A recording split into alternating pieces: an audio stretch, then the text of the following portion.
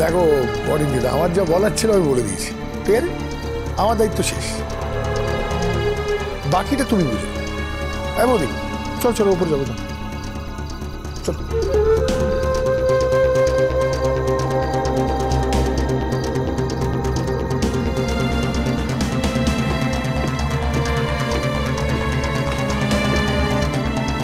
বাদ দে তো ওসব কথা কান দিস না, সব হিংসে হিংসে। দেখলো তো শেষ পর্যন্ত বিয়েটা আটকাতে পারলো না, বিয়েটা হচ্ছে সেই জন্য ঝাল মেটাচ্ছে। যাও বলি, অমন আরামের জায়গা ছেড়ে কোথায় যাবে? বলি কে থাকতে দেবে? তাছাড়া এত যত্ন আত্তি কে করবে? কোথায় পাবে? স্যার আপনি ওদের কথা বাদ দিন স্যার, আপনি আমার অবস্থাটা বুঝতে পারছেন তো স্যার? হ্যাঁ হ্যাঁ, যদি আসে বলছে তো আসবে, যদি আসে মিটে গেল। হ্যাঁ আমি আর কিছু করছি না, কিন্তু যদি না আসে স্যার আমি কিন্তু আপনাদের সাহায্য নেব। হ্যাঁ আপনি তখন আমাকে সাহায্য করবেন তো স্যার? দেখুন, উনি যদি সত্যিই না আসেন আর বিয়ের প্রতিশ্রুতি দিয়ে যদি বিয়ে না করে থাকেন, তাহলে সেটা একটা শাস্তিযোগ্য অপরাধ, আর এই অপরাধের শাস্তি উনি পাবেন, আর সেই শাস্তি আমরা দেব ম্যাডাম, আপনি চিন্তা করবেন না। তাহলে এখন আমরা আসছি।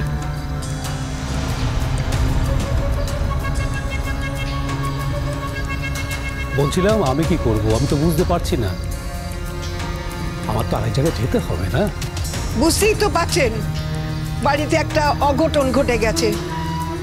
আমার ছেলে ফিরে আসছে, ফিরে এলে তার বিয়েটা দিয়ে তারপরে আপনারা যাবেন। আমরাও তো ভাবছিলাম যে থাকবো নাকি চলে যাব। বলছিলাম যে এতক্ষণ যখন আপনারা যাননি, অপেক্ষা করছিলেন যে কি হবে সেটা দেখার জন্যে, তাহলে আর কিছুক্ষণ দাঁড়িয়েই যান। পিসিমণি, বলছি যে জুন আন্টির তো সাজটা একদম এলোমেলো হয়ে গেছে না, মানে এত টেনশন হয়েছে, প্যানিক করেছে, তো ফুল টুলগুলো বোধহয় একটু ঠিক করে দিতে হবে না? আমার মনে হয় ওটা ঠিক করে দিলে, একটু মেকআপটা টাচ আপ করে দিলেই ঠিক হয়ে যাবে। আজকে যদি আমার বিয়েটা না হতো না, অনিন্দ সেনগুপ্তর কপালে অনেক দুঃখ লেখা ছিল, অনেক দুঃখ, এত দুঃখ যে শ্রীময়ী সেনগুপ্ত 14 পুরুষও সেই দুঃখ মেটাতে পারতো না। ভাগ্যিস ভাগ্যিস ফিরে আসার সিদ্ধান্ত নিয়েছে, ভাগ্যিস।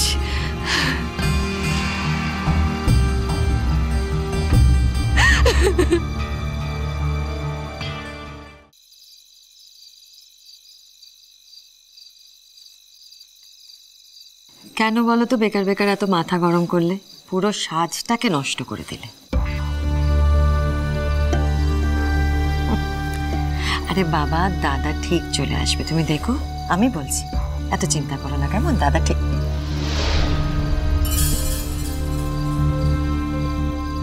কি রে দাদা, কি হয়েছে তোর? কোথায় গেছিলি তুই? হ্যাঁ, আর ওই মেয়েটার কথা ভাবতে পারছিস? কতটা ফেস লস হয়েছে ওর। তারপরে ওর এক্স হাজব্যান্ড কি যেন সম্বিত, সে এসে ওর ছেলেটাকে নিয়ে গেছে এই ওকেশনে রাখবে না বলে। বুয়া, তুই এসেছিস বাবা? আমি বুঝতে পেরেছি এই বাড়িতে তোর আগেকার বউ আছে বলে তোকে নানানভাবে চাপ দিচ্ছে, সে কি আমি বুঝতে পারছি না। সেই জন্য তুই এরকম একটা কাজ করে ফেলেছিস। যাকে বাবা যাক, এরকম ভুল আর কখনো করিসনি গো, কেমন? আরে বলিস না, আজ সন্ধ্যে থেকে একবারে থানা পুলিশ চলছে রে। রেজিস্ট্রার বাবুকে তো আমি জোর করে আটকে, ওই দেখ না, জোর করে আটকে বসিয়ে রেখে দিয়েছি, তার অন্য জায়গায় যাবার কথা। যাকে বাবা, উনি ভগবান যা করে মঙ্গলের জন্য করে বল। একবারে লুপে লক্ষ্মী, গুণে সরস্বতী, তুই তো এরম মেয়ে চেয়েছিলি, বল দেখিনি। আর দেরি করিস না বাবা। অনিন্দা, তুমি কি ভেবেছিলে যে তুমি বারবার আমাকে অপমান করবে আর আমি সেই অপমান মেনে নিয়ে তোমাকে ক্ষমা করে দিয়ে চলে যাব? মানে এটা ভাবার তো কোনো কারণ নেই অনিন্দা। আমি ভাবছি না,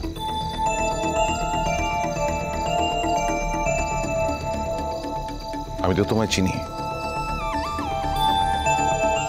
আমি তৈরি হয়েছিলাম থানা, পুলিশ, কোর্ট সবকিছুর জন্য। এখন কি তাহলে তুমি সেই কথাটা বলতে এসছো? শোনো জুন, বিয়ের পরে অশান্তি হচ্ছে, বিয়ের আগে হয়ে যাক। একটা সিদ্ধান্তে, একটা ডিসিশনে আসা ভালো। তো সত্যি মনে হয় যে এটাই বিয়ের আগের ডিসিশনের সময়? অনিন্দুদা, তুমি একটা মেয়েকে বিয়ে করবে বলে কথা দিয়ে বিয়ের আসর থেকে পালিয়ে গেলে, মানে তোমার সত্যি মনে হয় যে একটা মেয়েকে এরকম ভাবে অপমান করা যায়? আমি জানি আমি করতে পারি না, আর এটাও আমি জানি এই অপমানটা করলে কি শাস্তি পেতে হয়। আমি সেই শাস্তি পাওয়ার জন্য তৈরি ছিলাম। তাহলে তুমি ফিরে এলে কেন? মানে তুমি এই কথাটা বলার জন্য ফিরে এলে যে তুমি শাস্তির জন্য তৈরি আছো? আমি কিচ্ছু বলতে আসিনি জুন। বুয়া আর ঝামেলা পাকাস নে তো, আমার আর সহ্য হচ্ছে না। কি রে, আমার বয়স হচ্ছে তো নাকি? দাদা দাদা প্লিজ এই শুভ কাজটা যত তাড়াতাড়ি সম্ভব সম্পন্ন কর। না তুই জানিস না তোর একটা ছোট্ট ভুল, এই যে তুই চলে গেছিলি তার জন্য আমাদের কি কি ফেস করতে হয়েছে সেটা কিন্তু তুই জানিস না। এ তো আমি চলে এসেছি, আমি কোথাও যাচ্ছি না। আমি ফিরে যাব বলে আসিনি। এই তো আমার ছেলের মতো কথা বলেছি। এই কথাটা তোমার মুখ থেকেই তো শুনতে চাইছিলুম বাবা।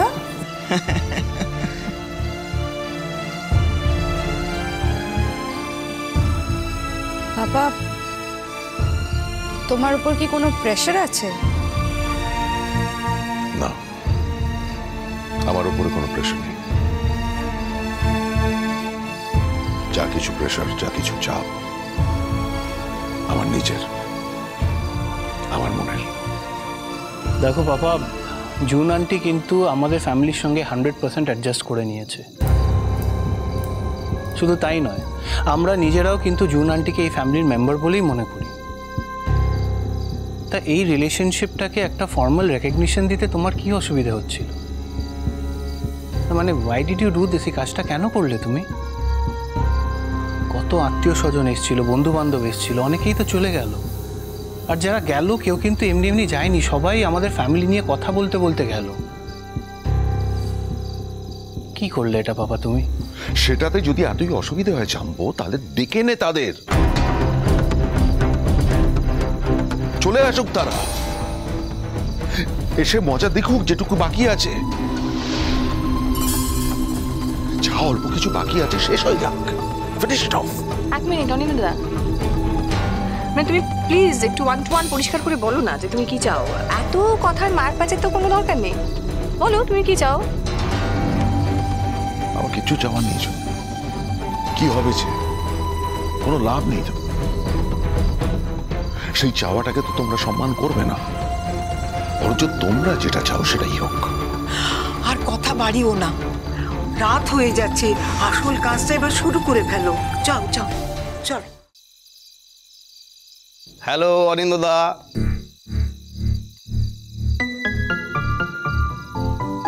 আরে অনিন্দদা, এত দেরি করলে কেন তোমরা? অফিস শেষ করে তবে তো আসবো নাকি?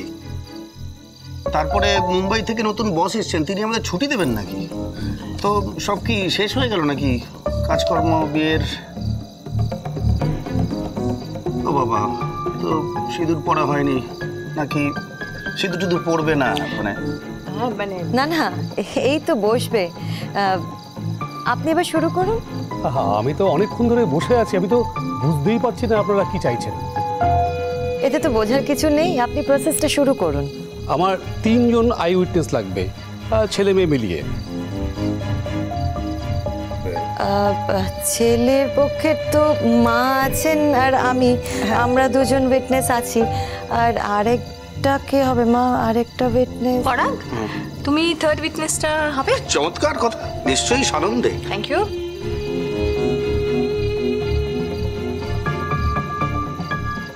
অনিন্দদা, this for you. June, congratulation. ওহো মা, আমি তো একদম ভুলে গেছি, জিনিসগুলো তো আনতে হবে। তুই আয় আয় এদিকে। কি হলো? শোন না, আয় না এদিকে। কি হয়েছে? আয়, আমি বলছি আয়। কি হয়েছে এটা কি? হ্যাঁ না না, আমি বলছিলাম যে উপল যে তোকে এতগুলো কথা শোনালো, সে তো ওপ করে টঙে গিয়ে বসে আছে। আমি জানি না ও কোথায় আছে মা, তবে হ্যাঁ এটুকু বলতে পারি ও বাড়ির বাইরে বেরোয়নি। না না, এতগুলো লোকজনের সামনে তোকে কিভাবে অপমানটা করলো, আমি তো অবাক হয়ে গেছি। তুই বাড়িতে গিয়ে না আচ্ছা করে ওকে শাসন করবি, আমি বলে দিলুম। না মা, আমি ওকে কিছু বলতে পারবো না। আর তাছাড়া তুমি তো জানোই উপলা এক বক্কা। আমার তো এখন ভয় হচ্ছে যে বাড়ি গিয়েও আমার সঙ্গে কি করবে। ম্যাডাম এই জায়গাটায়, হ্যাঁ এই জায়গাটায়। Thank you. এবার তো আপনার পালা স্যার। অনিরুদ্ধা, তাহলে আর দুটো ইম্পর্টেন্ট জিনিস বাকি, মালা বদল আর সিঁদুরদান।